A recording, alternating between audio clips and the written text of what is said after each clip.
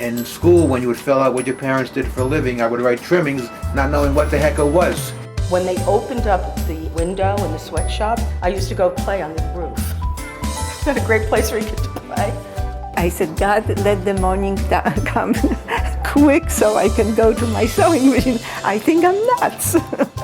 Hello and welcome to Sewing Community, the podcast where local Westchester area residents share their life in fabric and thread. I'm your host, Aaron Page, Director of Folk Arts at ArtsWestchester, the officially designated arts council for Westchester County, New York. For the last several months, ArtsWestchester has been teaming up with Amanda Browder, a Brooklyn-based fabric artist, to transform our 9-story building in White Plains into a cascading, colorful fabric installation. All of the stories heard in this podcast were collected from individual volunteers who've been involved in the building of this monumental work of public art. While the project is currently on hold because of COVID-19, our hope is that the stories shared here will in some small way sustain and deepen the social fabric of our sewing community.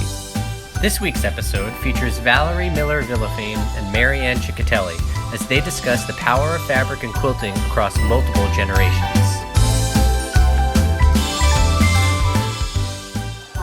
Valerie Miller Villafane. I was born in Minnesota, grew up in South Dakota, came out here almost 30 years ago, and in both my family and my husband's family, I become the keeper of fabric. So as older women are getting close to end of life and know that they want to pass on their prized fabric onto someone that actually cares, I get both the fabric and the china. It's a real treasure to have that. I've got my husband's grandmother, a little Singer sewing machine that she used to sew matching dresses for her and her sister. I have some of the fabric scraps of that. To me, it's relaxing, it's comforting. You can actually do something that stays done, as opposed to the day jobs that all of us have. We can work on something, you wind up having to address it again, do it over, bring people in for alignment. But with fabric, once you finish a volante, a quilt, a bed covering, a skirt, it stays done. And it's a very gratifying feeling. One of the pieces that's out here, part of it was made into a tea cozy for a friend of mine that's British and was despairing of Americans not having tea cozies. There's something wrong with Americans.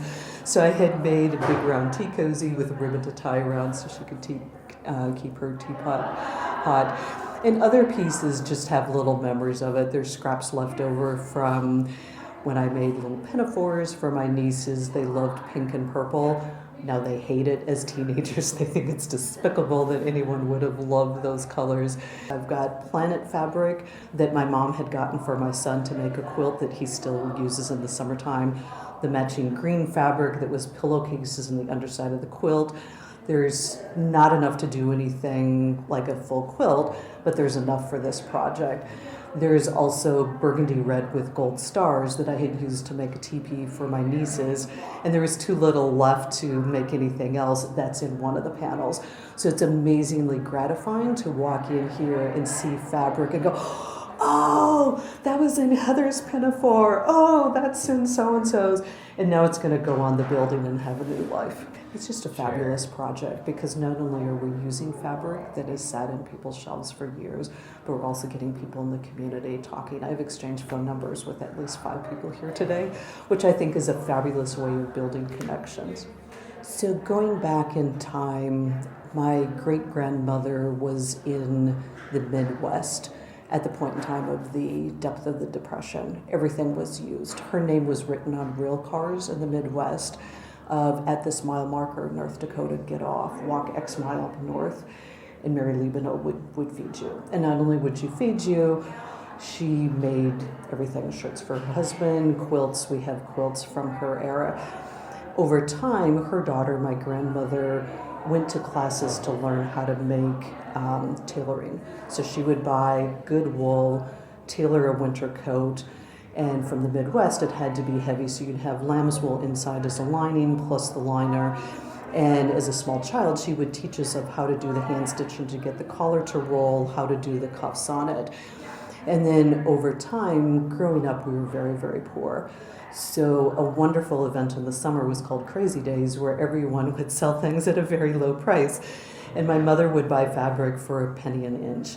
So it'd be 36 cents for a yard of fabric. That would be our stock up, and we would be making our clothes off from that fabric. So my mom sewed, whether it was skirts, dresses, shirts. I made shirts for my younger brothers. And that was a tradition carried on in the family. I remember the first time I had something store-bought from the store that no one had ever worn before. It was usually made by my mom. And then as small children, we were given fabric scraps, a long string of thread tied onto a needle, and we would, I use air quotes, sew clothes for our dolls, but it would be permanently sewn onto the doll, and if we'd want to change the clothes, we'd use the scissors and cut it off. And then as you get older, you learn how to set in the sleeves, do all of those things.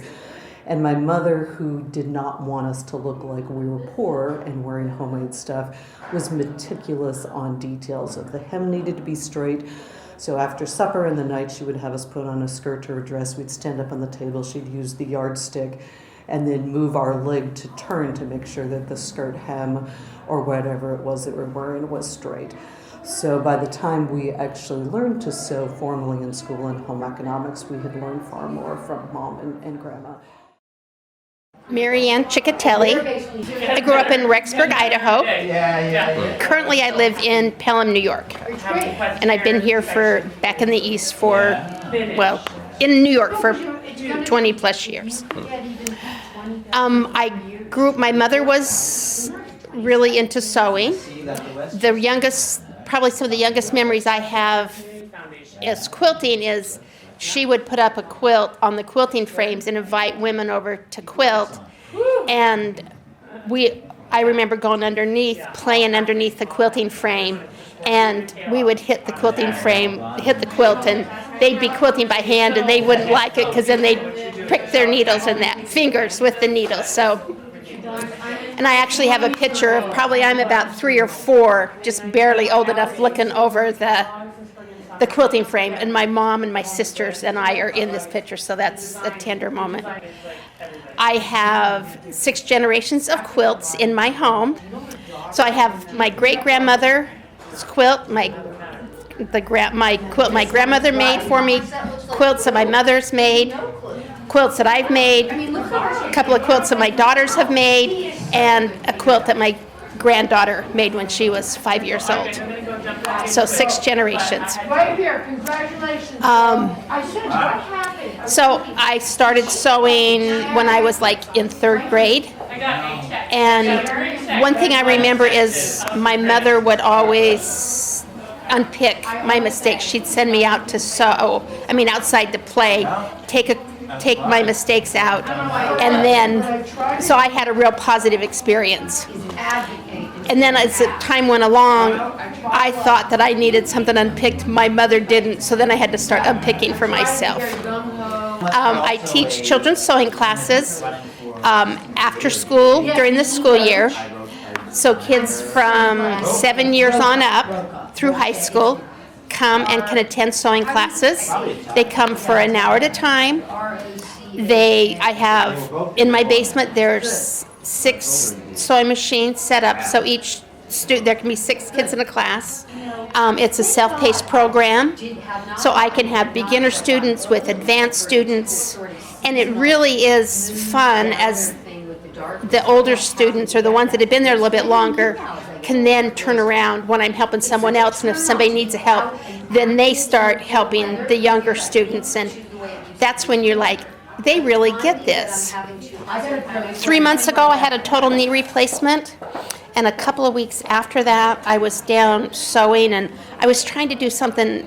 I was trying to work on these pajama quilt blocks, and it was just too creative. I wasn't physically ready to do that, so I pulled out another project that was just kind of put squares together, and it really was just therapeutic to just sit there and hear the hum of the machine and just see the colors come together. And I did that, and I called that quilt color therapy because it's out of all these bright colors. So when I wasn't at physical therapy or rehabbing, I was working on my color therapy or working with the quilt.